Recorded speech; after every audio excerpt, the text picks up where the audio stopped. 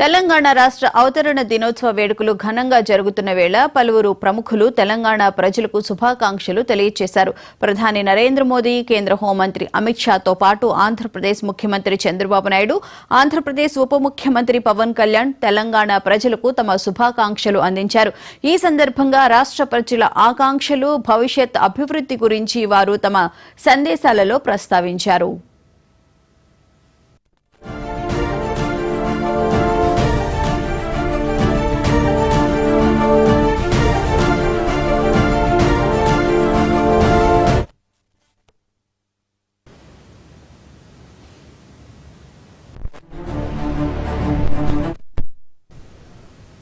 తెలంగాణ రాష్ట్ర అవతరణ దినోత్సవం సందర్భంగా ప్రధానమంత్రి నరేంద్ర మోదీ రాష్ట్ర ప్రజలకు శుభాకాంక్షలు తెలియజేశారు. జాతీయ పురోగతికి తెలంగాణ చేసిన అవిరళ కృషిని ఆయన కొనియాడారు. గత దశాబ్దంలో రాష్ట్ర ప్రజల జీవన సౌలభ్యాన్ని పెంచడానికి ఎన్డీఏ ప్రభుత్వం అనేక చర్యలు చేపట్టిందని ప్రధాని మోదీ గుర్తు చేశారు.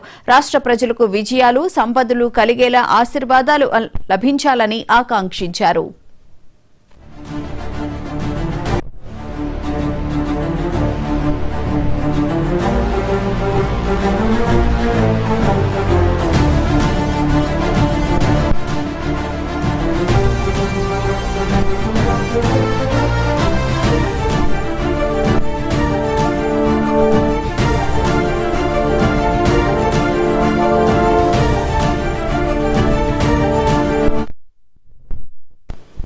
తెలుగు రాష్ట్రాలుగా విడిపోయిన తెలుగు ప్రజలు, తెలుగు జాతి ఒక్కటేనని ఆంధ్రప్రదేశ్ ముఖ్యమంత్రి చంద్రబాబు నాయుడు స్పష్టం చేశారు.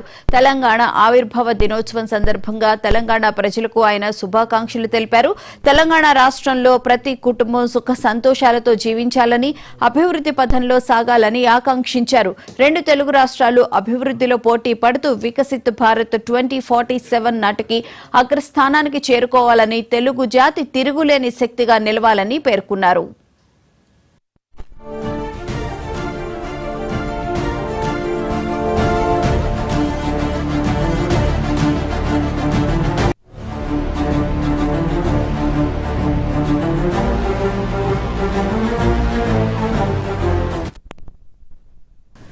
జనసేన పార్టీకి జన్మనిచ్చిన, తనకు పునర్జన్మను ఇచ్చిన, ఉద్యమ స్ఫూర్తిని నింపిన నేల తెలంగాణ అని ఆంధ్రప్రదేశ్ ఉప ముఖ్యమంత్రి పవన్ కళ్యాణ్ పేర్కొన్నారు.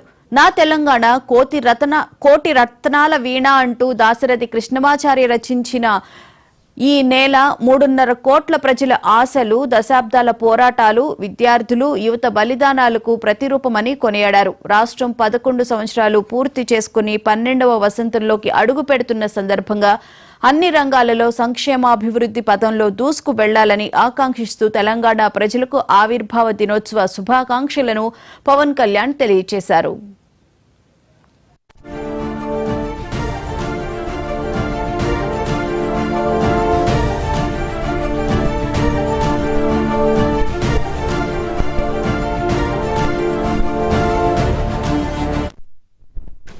తెలంగాణ రాష్ట్ర అవతరణ దినోత్సవం సందర్భంగా తెలంగాణ అక్క చెల్లెళ్లకు, అన్నదమ్ములకు కేంద్ర హోంమంత్రి అమిత్ షా హార్దిక శుభాకాంక్షలు తెలియజేశారు.